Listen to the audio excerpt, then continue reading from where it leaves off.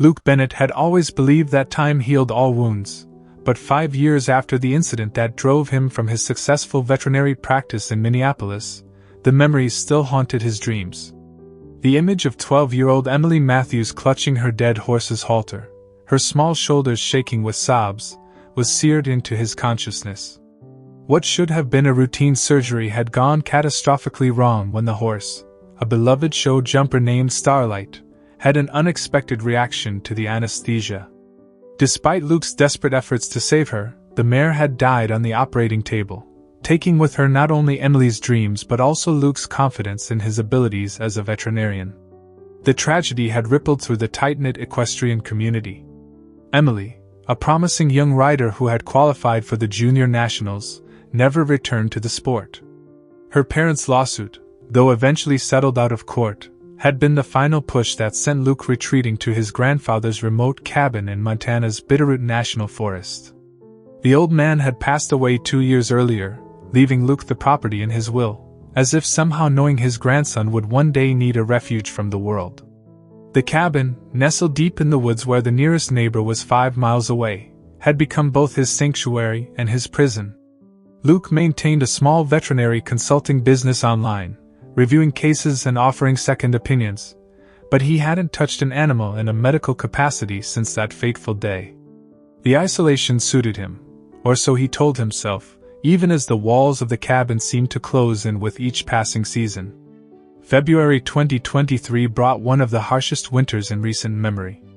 The snow had been falling steadily for 3 days, transforming the forest into a monochromatic world of white and gray. Luke sat in his grandfather's worn leather armchair, a glass of bourbon untouched on the side table, watching the flames dance in the stone fireplace. His laptop displayed an email from Dr. Sarah Martinez, his former colleague and one of the few people who still reached out regularly. Her latest message, like many before it, was an attempt to coax him back to practice. "The rescue center is overwhelmed, Luke. We've got more cases than we can handle, and we need someone with your expertise. These animals deserve a chance, and you're letting your skills go to waste out there in the wilderness. The accident wasn't your fault. How long are you going to punish yourself?" Luke closed the laptop without replying. Sarah meant well, but she didn't understand. It wasn't just about Emily's horse anymore. The incident had exposed a deeper truth, that despite all his training and experience, he couldn't always prevent tragedy.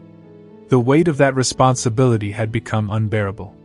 The wind howled outside, rattling the window panes and sending eddies of snow swirling past the frost-covered glass. Luke's nearest neighbor, old Tom Harris, had warned him about this storm during their last radio check-in 2 days ago. "Worst one we've had in 20 years. Tom had crackled over the emergency radio. "Make sure you've got enough firewood stocked up. Might be stuck inside for a week." Luke had prepared well, with plenty of supplies and firewood to weather the storm. What he hadn't prepared for was the sound that cut through the howling wind just as he was considering turning in for the night, a desperate scratching at his door, followed by a whimper so faint he almost convinced himself he had imagined it. The sound came again, more insistent this time. Luke set aside his untouched bourbon and moved toward the door, his heart racing despite his determination to remain detached. The scratching continued, accompanied now by a low, pleading whine that stirred something deep in his chest, the part of him that had once lived to help animals in distress. When he opened the door, the bitter wind nearly knocked him back, carrying with it a spray of snow and ice. There, illuminated by the yellow porch light, stood a golden retriever in a state that made Luke's dormant medical instincts surge to life. The dog's normally luxurious coat was matted with ice and snow, chunks of it frozen solid against his belly and legs. His ears were tipped with frost, and his paws showed signs of ice damage. But it was the dog's eyes that caught and held Luke's attention, intelligent, urgent, and filled with a purpose that seemed at odds with his desperate physical condition. "Jesus Christ!" Luke breathed, immediately crouching down to the dog's level. The retriever's tail gave a weak wag, but his eyes never left Luke's face. There was no collar, but the dog's dental condition and overall structure, despite his current state, suggested he had been well cared for until recently. Without hesitation, Luke opened the door wider. "Come on, boy. Let's get you warm." The dog limped inside, leaving a trail of melting snow and ice across the wooden floor.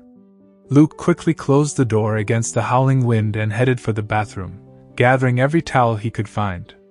As he gently dried the dog, his veterinary training took over, conducting a thorough examination despite years of self-imposed retirement. The dog was male, approximately 7 or 8 years old, with no visible injuries beyond the environmental damage from the cold and ice.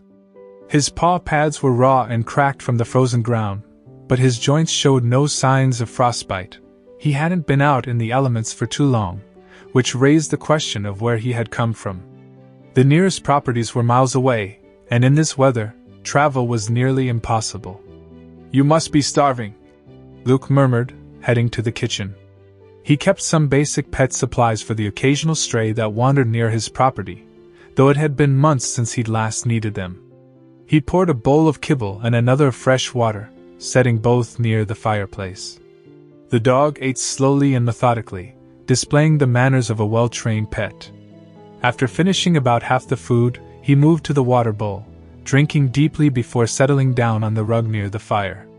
His eyes remained alert despite his obvious exhaustion, occasionally fixing Luke with a look that seemed to carry some unspoken message.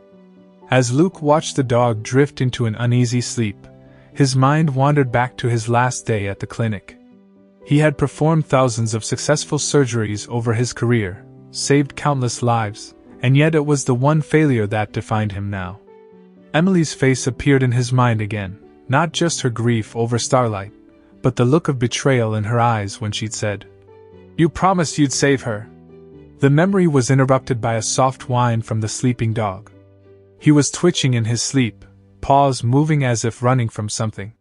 Luke found himself moving to sit on the floor beside him, gently stroking the now dry fur. The dog settled under his touch, and Luke realized it was the first time in 5 years he had allowed himself to truly connect with an animal.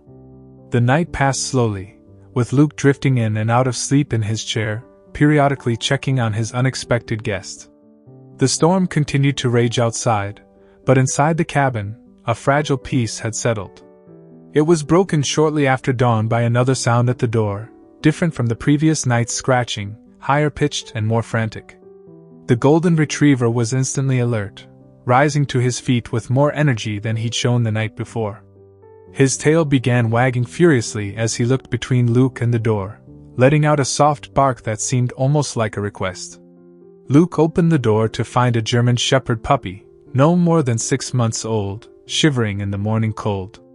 Its dark fur was dusted with snow, and around its neck was a thin leather collar with no tags. The golden retriever immediately went to the puppy, greeting it with gentle enthusiasm, licking its face and nudging it inside. As Luke prepared breakfast for both dogs, his mind worked to piece together the puzzle before him. 2 dogs, appearing within hours of each other at his remote cabin in the middle of a historic snowstorm? The golden retriever's behavior, the urgent looks, the obvious connection to the puppy, suggested there was more to this story than simple lost pets. After the younger dog had eaten and warmed up, the golden retriever became increasingly agitated, pacing between Luke and the door with clear purpose. Every few minutes, he would stop and fix Luke with a stare so intense it was impossible to ignore. The German Shepherd puppy watched this display with evident anxiety, whining softly and pressing against Luke's legs. Luke recognized this behavior from his practice days, animals trying to communicate something urgent, usually leading humans to injured companions or dangerous situations. The realization that he was being called back into service, despite his self-imposed exile, sent a mix of anxiety and anticipation through his body. "All right," he said finally, reaching for his heavy winter coat and boots. "Show me what's wrong." The golden retriever's entire demeanor changed at these words. He waited by the door, trembling with barely contained urgency as Luke dressed for the weather and packed a backpack with emergency supplies, a habit from his veterinary days that he had never fully abandoned. The German Shepherd puppy stayed close, clearly afraid of being separated from either of them. As soon as Luke opened the door, the golden retriever bounded into the knee-deep snow, turning back frequently to ensure Luke was following.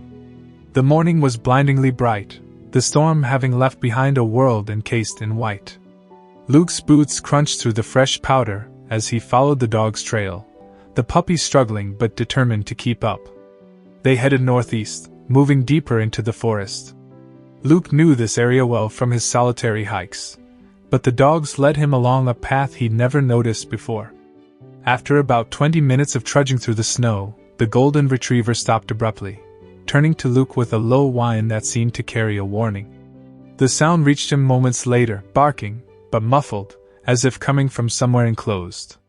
The golden retriever led them off the makeshift path, through a thicket of pine trees, and into a clearing that made Luke's blood run cold despite the exertion of the hike.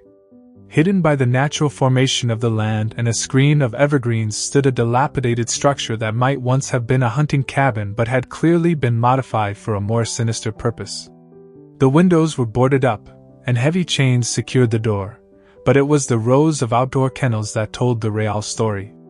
Most were empty, half buried in snow, but 3 contained huddled forms that moved weakly at their approach. Luke's hands shook as he moved closer to the kennels, anger and professional assessment warring in his mind. Inside were 3 dogs, a pit bull mix, another German shepherd, and a Rottweiler, all bearing the telltale scars of fighting dogs. The setup was clearly a dog-fighting operation, and from the looks of it, it had been abandoned recently, probably when the storm hit. The golden retriever went to each kennel in turn, touching noses with the imprisoned dogs through the chain-link fencing. The German shepherd puppy pressed against Luke's legs, trembling, and suddenly the story became clear. The puppy and the golden retriever had escaped somehow, perhaps during the chaos of the storm's arrival, and the older dog had gone searching for help, leading him back to rescue the others. Luke pulled out his phone, relieved to find he had a weak signal. His first call was to the local sheriff's department, followed by a call he never thought he'd make again, to Sarah Martinez at the rescue center. "Luke?" Sarah's voice was thick with surprise. "I didn't expect to hear from you, especially not during this storm. I need your help, Sarah. I've found something bad. How quick can you get a rescue team out here?" While waiting for help to arrive, Luke did what he could for the trapped dogs. The medical supplies in his backpack were basic, but they allowed him to provide some immediate relief. He broke the ice in the water bowls and refilled them, spoke softly to the terrified animals, and documented everything with his phone's camera. The golden retriever stayed close, occasionally touching Luke's hand with his nose, as if offering encouragement or approval. The puppy had overcome its initial fear and now lay in the snow near the kennels, whining softly to the imprisoned dogs in what seemed like reassurance. It took almost 2 hours for help to arrive. Deputy Tom Maxwell came first, his 4-wheel drive patrol vehicle barely making it through the deep snow. Sarah's rescue team arrived shortly after in their heavy-duty van, equipped for winter emergencies. The sight of Sarah Martinez brought a rush of memories, years of working together, countless successful surgeries, the way she had defended him during the aftermath of Starlight's death. She took in the scene with professional detachment, but her eyes softened when she saw Luke. "Of all the people to find this place," she said, pulling on her work gloves. "Should have known you couldn't stay away forever." The next few hours were a blur of activity. The chains were cut, and the dogs were carefully removed from their kennels. All showed signs of severe neglect and past injuries, but Sarah's initial examination suggested they would survive with proper care. The property was processed as a crime scene, with Deputy Maxwell taking particular interest in some paperwork found inside the cabin. "This might be bigger than we thought," Maxwell said, showing Luke a ledger filled with dates and amounts. "These numbers suggest this is part of a larger operation. The storm might have shut them down temporarily, but there could be more sites like this." As Sarah's team prepared to transport the rescued dogs, Luke found himself facing a decision he hadn't expected to make. The golden retriever and the German shepherd puppy stayed by his side, and when Sarah approached with a leash, Luke shook his head.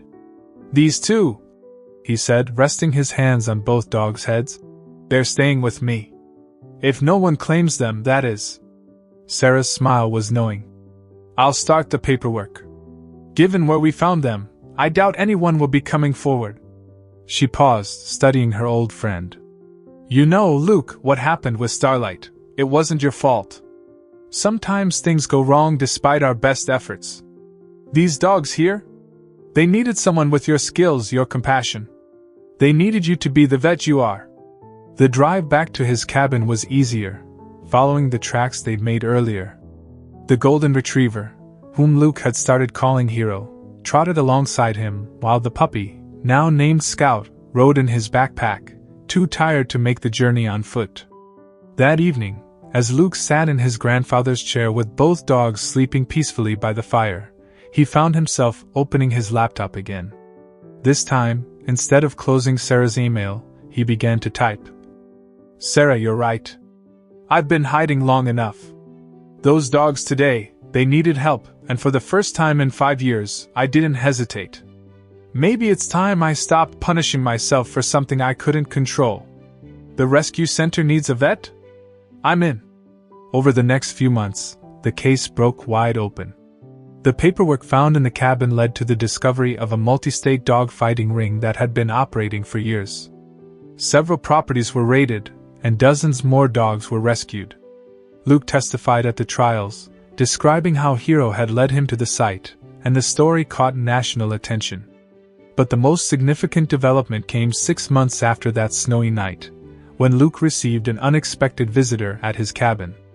Emily Matthews, now 17, stood on his porch, looking nervous but determined. I saw your story on the news, she said, about the golden retriever and the fighting dogs. My therapist suggested I come talk to you about Starlight.